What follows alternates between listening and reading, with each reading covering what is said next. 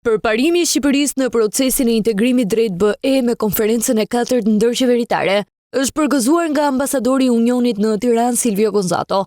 Diplomati, përmes një reagimi në rrjetin social X, thotë se tashmë rëndësi ka miratimi dhe zbatimi i reformave të kërkuara, në mënyrë që vendi ynë së shpejti të bëhet pjesë e familjes europiane.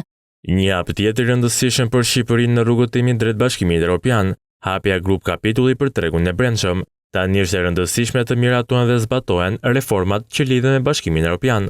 Sipas ambasadorit, Unioni do të vijojë të jetë krah Shqipërisë në këtë rrugtim.